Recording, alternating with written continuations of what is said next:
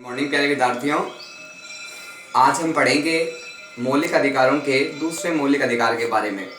कल हमने अध्ययन किया था समानता के अधिकार का अनुच्छेद 14 से 18 तक और मौलिक अधिकारों के बारे में सामान्य चर्चा की थी। अब बात करेंगे हमें मौलिक अधिकार का जो दूसरा अपना अधिकार है, मूल अधिकार है, वो कौन सा है, उसके बारे में चर्चा करेंगे। दूसरा जो हमारा मौलिक अधिकार है वो है स्वतंत्रता का अधिकार। कौन सा अधिकार है? स्वतंत्रता का अधिकार अपना दूसरा मौलिक अधिकार, मूल अधिकार है। बात आती है कि जो स्वतंत्रता का मूल अधिकार है, इसका वर्णन संविधान के कौन से अनुच्छेदों में किया गया है। तो ध्यान रखना, प्रमुख रूप से जो ये अनुच्छेद है स्वतंत्रता का अधिकार का, अनुच्छेद 19 से 22 तक स्वतंत्रता के अधिकार का वर्णन किया गया है। दूसरा मूल अधिकार है अपना, अनुच्छेद कौन से हैं? 19 से 22 तक इस अधिकार का वर्णन किया गया है। बात आती है इसमें सबसे पहले विचार अभिव्यक्ति की स्वतंत्रता। इसकी विचार अभिव्यक्ति स्वतंत्रता, इसका जो वर्णन किया गया है अनुच्छेद 19 से 1 के भाग क के अंतर्गत किया गया है। ध्यान रखना, जो विचार अभिव्यक्ति और जो अपने आगे अभिव्यक्ति की स्वतंत्रता है, इसका वर्णन जो है अनुच्छेद 19(1) के अंतर्गत, इसका जो भाग क है उसके अंतर्गत किया गया है। विचार अभिव्यक्ति अर्थात व्यक्ति को मन में जो विचार है, जो भावनाएं हैं, उनको वो अपनी इच्छा से अपने विचारों को वो प्रकट कर सकता है। इसके ऊपर किसी प्रकार की पाबंदी है वो नहीं लगाई जा सकती राज्य या सरकार के द्वारा। बात आती है विचार अभिव्यक्ति व भाषण की स्वतंत्रता, यानी व्यक्ति के जो विचार है वो उनको प्रस्तुत कर सकता है जब चाहे तब, जहाँ पे किसी के भी सामने, और कहीं भी वो अपनी स्पीच है वो दे सकता है। अपने विचारों को वास्तविक रूप से शब्दों के द्वारा प्रकट कर सकता है, तो उसके ऊपर कोई पाबंदी नहीं रहेगी, कोई उसके ऊपर नियंत्रण नहीं रहेगा। बात यह प्रेस की स्वतंत्रता। अपने जो राज्य है, अपना जो देश है भारत में, उसमें प्रेस की स्वतंत्रता यानी समाचार पत्रों को पूर्ण रूप से स्वतंत्रता दी गई है कि वो अपनी वास्तविक जो न्यूज है, वास्तविक जो रिपोर्ट है, उसको अपने समाचार पत्रों के माध्यम से प्रस्तुत कर सकते हैं। लेकिन साथ में एक बात यह भी कही गई है कि व्यक्ति के विचार हो, चाहे प्रेस की जो स्वतंत्रता है वो तब तक ही रहेगी जब तक है व्यक्ति अपने उचित प्रकार से अपने विचारों को प्रस्तुत करेगा, कोई गलत विचार या गलत बात को नहीं करेगा, तब तक उसको स्वतंत्रता मिली है। उसी प्रकार क्या है, जो प्रेस की स्वतंत्रता है वो भी क्या है कि समाचार पत्रों की स्वतंत्रता तब तक बनी रहेगी जब तक वह किसी प्रकार की ऐसी रिपोर्ट को, ऐसी सूचना को प्रस्तुत नहीं करता जो गलत है। गलत होने पे या ऐसी हानिकारक सूचनाएं होने के कारण उस पर समय के साथ प्रतिबंध लगाया जा सकता है। तो ध्यान रखना, स्वतंत्रता तब तक ही है तब तक वो एक कानून के दायरे में रह के, नियमों के दायरे में रह के ही व्यक्ति अपने विचारों को प्रस्तुत करे, और समाचार पत्र है वो नियम कानूनों को ध्यान में रखते हुए अपनी जो न्यूज है, रिपोर्ट है, उनको प्रस्तुत करे। बात आती है आगे अस्त्र शस्त्र सहित शांतिपूर्ण सम्मेलन की स्वतंत्रता। अस्त्र शस्त्र सहित है वो शांतिपूर्ण सम्मेलन की जो स्वतंत्रता है वो अनुच्छेद 19 के भाग 1 के अंतर्गत, ख के अंतर्गत इसका वर्णन किया गया है। बात आती है अस्त्र शस्त्र सहित, यानी व्यक्ति अपनी सुरक्षा की दृष्टि से अस्त्र व शस्त्र अपने पास में रख सकता है और शांतिपूर्ण तरीके से कहीं भी क्या है सम्मेलन कर सकता है, सभाएं कर सकता है, संगठन कर सकता है और इससे संबंधित कार्य कर सकता है। लेकिन शांतिपूर्ण तरीके से, अशांतिपूर्ण तरीके से कार्य इसमें नहीं किया जा सकता, और सुरक्षा की दृष्टि से वो अपने पास में है उचित संसाधन है अस्त्र शस्त्र के रूप में रख सकता है। लेकिन उसके लिए सरकार द्वारा उसको अनुमति मिली होनी चाहिए, उसके पास बाकायदा लाइसेंस होना चाहिए।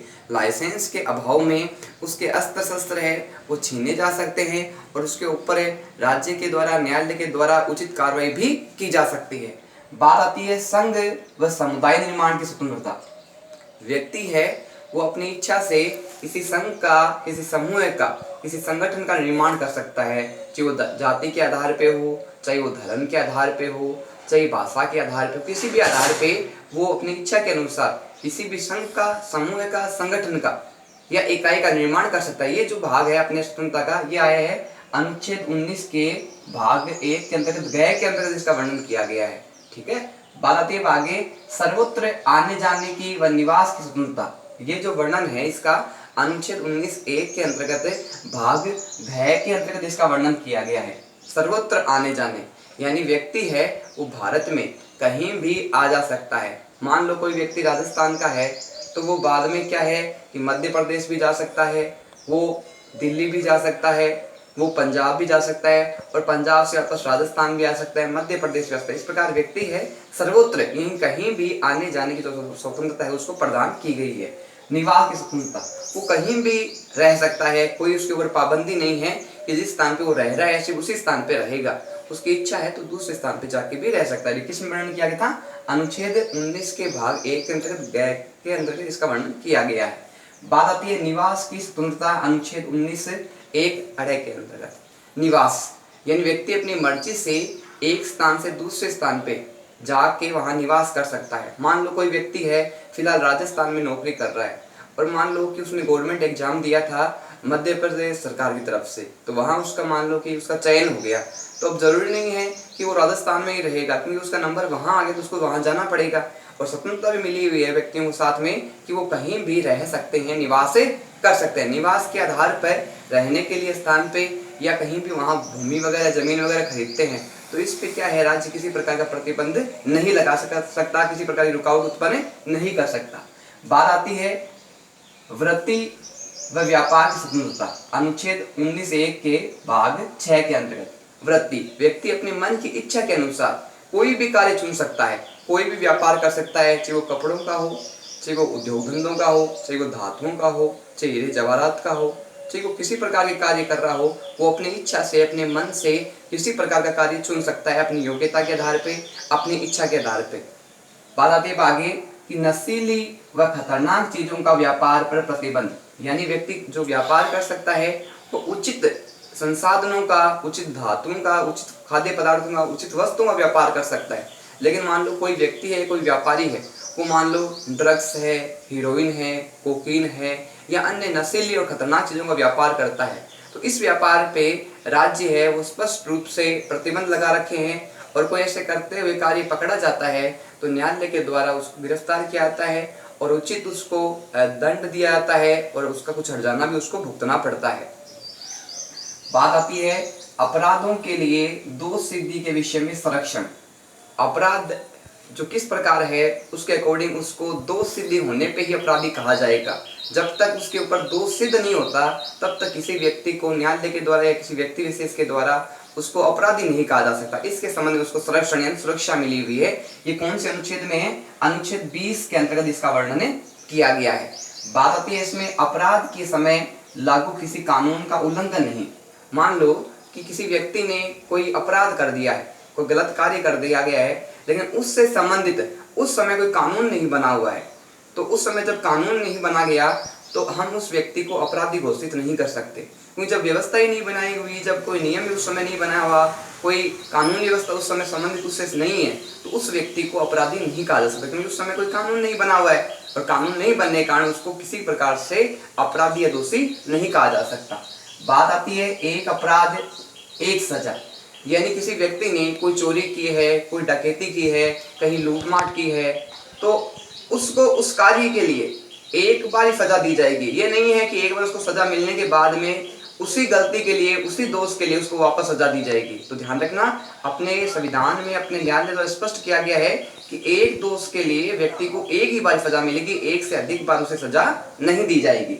बात आती है भाई अपराध के समय निर्धारित सजा से अधिक सजा नहीं, यानी कोई व्यक्ति है जिसने मान लो 2018 में कोई अपराध किया है, तो उसको जो मुकदमा चल रहा है वो 2020 तक चला, तो ध्यान रखना उसको जो सजा मिलेगी वो ध्यान रखना 2018 के तहत मिलेगी, क्योंकि उसने जो अपराध किया था वो कब किया था? 2018 में किया था। मुकदमा चल रहा है वो 3 साल से चल रहा है, तो ध्यान रखना कि 2018 में जो नियम निर्धारित थे, जो कानून निर्धारित थे, जो सजा निर्धारित थी, उस व्यक्ति को वही सजा मिलेगी, क्योंकि उसने अपराध किया था वो कब किया था? 2018 में किया था। मुकदमा चलने में 3 साल लग गया, निर्णय आने में 3 साल लग गए, तो ध्यान रखना जिस समय उसने जो अपराध किया है उस समय जो कानून व्यवस्था बनी है उसके आधार पर उसको सजा दी जाएगी, न कि वर्तमान समय के आधार पर उसको सजा दी जाएगी। बात आती है अब जीवन व व्यक्तिगत स्वतंत्रता का संरक्षण, अनुच्छेद 21 के अंतर्गत। व्यक्ति को उसके जीवन की और इसके साथ ही क्या है व्यक्तिगत स्वतंत्रता मिली हुई है। इसका वर्णन कौन से अनुच्छेद में किया गया है? अनुच्छेद 21 में किया गया है। व्यक्ति के जीवन से संबंधित जो मूल आवश्यकताएं हैं उनसे संबंधित जो स्वतंत्रताएं हैं वो व्यक्ति से किसी भी स्थिति में नहीं छीनी जा सकती। ये राज्य का कर्तव्य है, राज्य का अधिकार है कि व्यक्ति की जो जीवन से संबंधित सुरक्षा है या उनसे संबंधित उसकी आवश्यकताएं हैं उसका पूरा किया जाए। ये कार्य प्रमुख रूप से किसका होता है? राज्य का होता है। और राज्य इस प्रकार में किसी प्रकार से कोई कटौती नहीं कर सकता। बात आती है अब आगे, आपातकाल में भी सीमित नहीं, यानी व्यक्ति के जो जीवन का अधिकार है, उसकी स्वतंत्रताएं हैं, ये आपातकाल यानी ऐसी स्थितियां उत्पन्न हो जाए जिस समय देश की, राज्य की शासन व्यवस्था है वो सही तरीके से नहीं चल रही हो, उसके बावजूद भी क्या है कि व्यक्ति के जो जीवन है और जो उसकी स्वतंत्रताएं हैं उनको सीमित नहीं किया जाता, उनको कम नहीं किया जाता। व्यक्ति जो मूलभूत आवश्यकताएं हैं, रोटी, कपड़ा, मकान, शिक्षा, स्वास्थ्य, इन सुविधाओं से व्यक्ति को किसी भी कंडीशन में उसको है वंचित नहीं किया जा सकता। ये जो मूलभूत आवश्यकताएं हैं व्यक्ति को उपलब्ध करवानी राज्य और सरकार की प्रमुख जिम्मेदारी होती है। बात आती है अब बंदीकरण में संरक्षण, अनुच्छेद 22 में। बंदीकरण में जो संरक्षण का जो विचार है वो अनुच्छेद 22 के अंतर्गत है। बात है बंदीकरण की। बंदीकरण का मतलब होता है किसी व्यक्ति को गिरफ्तार करना, उसको कैद करना या उसको किसी ऐसे स्थान पे रखना जहां वो किसी की नजरों में नहीं हो, उसको कहा जाता है बंदीकरण की प्रक्रिया। इसकी डिटेल हम आगे पढ़ेंगे। पहले आती है बंदी बनाए जाने का कारण जानने का अधिकार, यानी किसी व्यक्ति को गिरफ्तार कर लिया गया है, उसको बंदी बना लिया गया है, तो उस व्यक्ति का ये अधिकार है कि वो जिसने उसको गिरफ्तार किया है, जिसने उसको कैद किया है, उसको वो जान सकता है कि मेरे को किस कारण आपने गिरफ्तार किया है, किस कारण मेरे को बंदी बनाया है। ये व्यक्ति के अधिकार के अंतर्गत आता है। बात आती है कानूनी सलाह प्राप्त करना। जिस व्यक्ति को बंदी बनाया गया है, गिरफ्तार किया गया है, उसका एक अन्य अधिकार यह भी है कि वो अपनी इच्छा से अपने वकील को चुन सकता है, अपनी इच्छा से वो अपने विचार विमर्श कर सकता है। तो वो कानूनी सहायता है वो अपनी इच्छा से प्राप्त कर सकता है, कोई जोर जबरदस्ती या उसको इस सुविधा से वंचित नहीं किया जा सकता। बात आती है 24 घंटे के अंदर बंदी को न्यायाधीश के सम्मुख प्रस्तुत करना। जिस व्यक्ति को गिरफ्तार किया गया है, उसको बंदी बनाया गया है, उसको न्यायालय के सामने 24 घंटे के अंतर्गत न्यायाधीश के सामने प्रस्तुत करना आवश्यक है। ये भी उसका अधिकार है व्यक्ति का कि जो उसको गिरफ्तार किया गया है वो पुलिस वगैरह उसको 24 घंटे के अंतर्गत न्यायाधीश के सामने प्रस्तुत करे। लेकिन इसमें एक बात स्पष्ट रूप से कही गई है कि जो यातायात का समय है वो 24 घंटे के अंतर्गत नहीं जोड़ा गया है, वो उससे अलग समय होता है। उसमें कितना समय लगता है उसके आधार पर ये 24 घंटे की व्यवस्था नहीं की गई। 24 घंटे के अंतर्गत उसको जिस स्थान पे गिरफ्तार किया गया है या बंदी बनाया गया वहां से उसको ले जाया जाएगा। अब जो यातायात का समय लगेगा, बीच में परिवहन का समय लगेगा, उसमें एड नहीं किया गया है। बात आती है कि शत्रु देश के निवासियों के लिए स्वतंत्रता नहीं। ये जो अधिकार दिए गए हैं, ये जो स्वतंत्रताएं दी गई है, ये भारत देश के नागरिकों ने दी गई है। भारत देश के नागरिकों के लिए ही सारी व्यवस्था की गई है। मान लो किसी दूसरे देश के शत्रु के द्वारा कोई गलत कार्य किया जाता है, गलत गतिविधियां उत्पन्न की जाती है और उसको बंदी बनाया जाता है, तो ये तीनों स्वतंत्रताएं हैं। उसको न्यायालय में न्यायाधीश के सामने प्रस्तुत कराना 24 घंटे के अंतर्गत, उसको कारण जानने का अधिकार है, कानूनी सहायता प्राप्त करने का अधिकार है। ये शत्रु देश के निवासी व्यक्ति के लिए ये अधिकार है वो नहीं मिले हुए हैं, ये सिर्फ भारत देश के नागरिकों को ही मिले हुए हैं।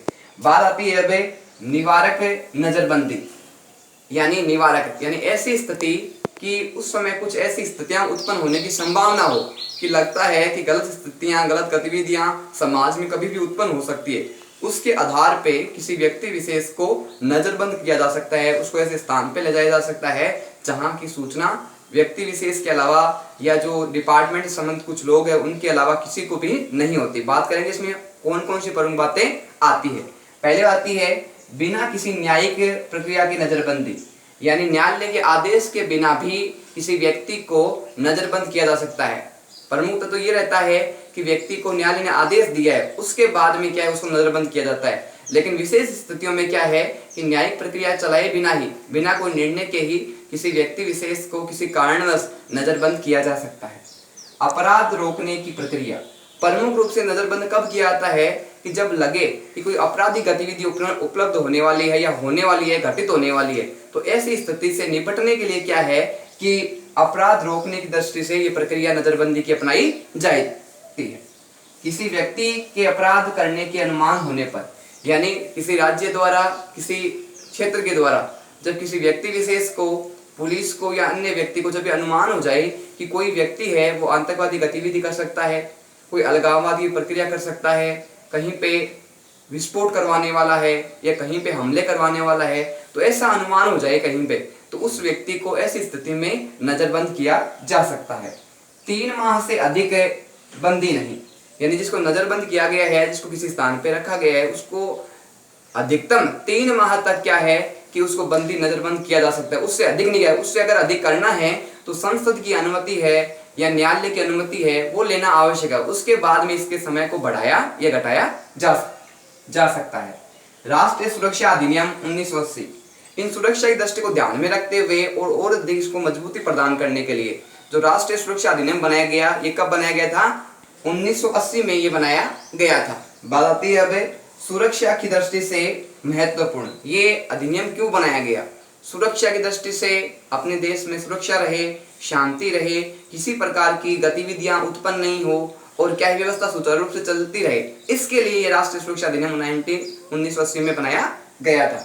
बात आती है अब गैर कानूनी गतिविधियों का निवारण निर्धारण अध्यादेश कब बनाया गया था? 2004 में बनाया गया था। ऐसी गतिविधियां जो मान लो राज्य की दृष्टि से, देश की दृष्टि से, सुरक्षा की दृष्टि से महत्वपूर्ण हो और ऐसी गतिविधियां होने की संभावना उत्पन्न हो जाती है, तो उसको रोकने के लिए जो अध्यादेश लाया गया यानी जो कानून लाया गया, कानून जो बनाया गया वो कब बनाया गया था? 2004 में इसको बनाया गया था। तीसरा जो अपना मूल अधिकार है, मौलिक अधिकार है, वो है शोषण के विरुद्ध अधिकार। कौन सा है तीसरा? शोषण के विरुद्ध अधिकार। अब जो बात आती है शोषण का विरुद्ध अधिकार है उसका वर्णन है वो कौन से अनुच्छेद में प्रमुखत किया गया है? तो ध्यान रखना, अनुच्छेद 23 और 24 में शोषण के विरुद्ध अधिकार का वर्णन किया गया है। अब आती है शोषण का अधिकार है क्या? शोषण के विरुद्ध अधिकार में होता क्या है? अगर किसी व्यक्ति के साथ किसी प्रकार का कोई अन्याय किया जा रहा है, उसका शोषण किया जा रहा है, उसके ऊपर अत्याचार किया जा रहा है, तो उसके संबंध में क्या है कि ये शोषण के विरुद्ध अधिकार बनाया गया है और इसके अंदर कौन कौन सी व्यवस्थाएं दी गई है, कौन कौन से नियम अपनाए गए हैं, इसका वर्णन है वो अनुच्छेद 23 से 24 में किया गया है। तो इसका हम विस्तृत रूप से अध्ययन करेंगे। बात आती है मानव के क्रय विक्रय व बेगार पर रोक का अनुच्छेद कौन सा है? मानव के क्रय विक्रय और बेगार पर जो रोक है वो उसका अनुच्छेद कौन सा है? देखना, अनुच्छेद 23 में इसका वर्णन किया गया है। मानव का क्रय विक्रय यानी मानव को किसी स्थान पर विशेष पर खरीदना और उसको बेचना, ये क्या है कि शोषण के विरुद्ध अधिकार में आता है। बात आती है बाद में बेगार पर रोक यानी किसी व्यक्ति को उचित उसका लाभ नहीं मिल रहा है, उचित उसको परिश्रम नहीं मिल रहा है, उचित उसको भुगतान नहीं किया जा रहा, तो ऐसी जो ये अव्यवस्थाएं हैं उन पर रोक के लिए अनुच्छेद 23 बनाया गया है। व्यक्ति को क्रय विक्रय करना ये कानून के दायरे में आता है, गलत कार्रवाई में आता है और किसी व्यक्ति को उचित बेगार यानी पैसे नहीं मिल रहे, भुगतान नहीं मिल रहा, उसका श्रम का उसको लाभ नहीं मिल रहा, ये भी क्या है कि कानून दृष्टि से गलत है। तो इस संबंध में ये अनुच्छेद बनाया गया, अनुच्छेद 23। बात यह है बेगार व जबरदस्ती श्रम का निषेध यानी व्यक्ति को उसकी मेहनत का उचित लाभ नहीं मिल रहा, समय से अधिक उससे काम करवाया जा रहा है, इसके साथ ही जबरदस्ती किसी व्यक्ति को किसी स्थान पे कार्य करने के लिए मजबूर किया जा रहा है, प्रतिबंध किया जा रहा है, तो ऐसी व्यवस्थाएं हैं वो अनुच्छेद 23 के अंतर्गत दी गई है और ये क्या है? पूर्ण रूप से गैर कानूनी होती है, असंवैधानिक होती है। बात आती है खेतीहार श्रमिकों, बंधुआ मजदूरों, स्त्रियों, बच्चों से बेगार। खेतीहार श्रमिक यानी जो कृषि कार्य करते हैं उनको कुछ सेठ साहूकार अपने श्रमिक के रूप में उनका इस्तेमाल करते हैं, लेकिन क्या है कि उनसे साथ में खेत का भी करवाते हैं, साथ में अपने दुकानों वगैरह कराते हैं, साथ में अपने घर का भी काम करवाते हैं, तो इस प्रकार उनसे अत्यधिक कार्य करवाया जाता है। बात आती है बंधुआ मजदूरों की। कुछ स्थानों पर देखने को मिलता है कि कुछ जो मजदूर है, कुछ गरीब क्षेत्र के जो व्यक्ति है, बालक है, उनको प्रमुखतः क्या है कि बंधुआ यानी घर में कैद करके या किसी स्थान विशेष पे उनको रखा जाता है और उनसे दिन रात खूब सारा काम करवाया जाता है, तो उनकी जो जिंदगी होती है वो एक प्रकार से कैदी की तरह होती है, जबकि ऐसा उचित नहीं है। बात होती है स्त्रियों और बच्चों से बेगार करवाना। स्त्रियां हैं उनसे भारी भरकम काम नहीं करवाए जा सकते, इसी प्रकार बच्चों की भी कार्य है वो अत्यधिक जटिल कठिन कार्य उनसे नहीं करवाए जा सकते। इस प्रकार स्वतंत्रता है वो अनुच्छेद 23 में प्रदान की गई है, प्रतिबंध की व्यवस्था की गई है। बात आती है धर्म, जाति, वर्ण व सामाजिक स्तर के आधार पर भेदभाव नहीं, यानी किसी कार्य के पीछे व्यक्ति को ये नहीं है कि उसके धर्म के आधार पे वो कार्य मिलेगा, उसको जाति के आधार पे मिलेगा। किसी भी कार्य को जातीय धर्म के आधार पे करवाना भी क्या है? एक प्रकार से गैर कानूनी है, क्योंकि कोई भी कार्य है व्यक्ति अपनी योग्यता के आधार पे, अपनी क्षमता के आधार पे, अपने कौशल के आधार पे, अपने प्रशिक्षण के आधार पे करता है, न कि जाति धर्म के आधार पे। पहले ये व्यवस्था प्रचलित थी जाति धर्म की, लेकिन वर्तमान में ये व्यवस्था थोड़ी स्थिर नजर आती है।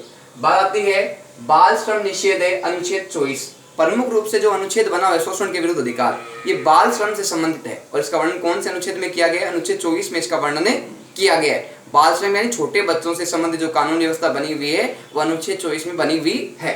बात आती है कारखानों, खानों व जोखिम वाले स्थानों पर कार्य नहीं। छोटे बालक हैं जो अभी शिक्षा प्राप्त करने की उम्र है, उनके विकास की उम्र है, उनके शारीरिक मानसिक स्वास्थ्य की प्रगति की जो उम्र है, उस समय क्या है कि उनसे कारखानों में, खानों में या जोखिम स्थान, यानी जहाँ पे उनको जटिल कार्य लगते हो, कठिन कार्य लगते हो, जहाँ पे उनको सांस संबंधी समस्याएं हो जाती हो, भारी भरकम सामान उनको उठाना होता हो, वहाँ उनसे कार्य करवाना उचित नहीं है, वो अनुचित है।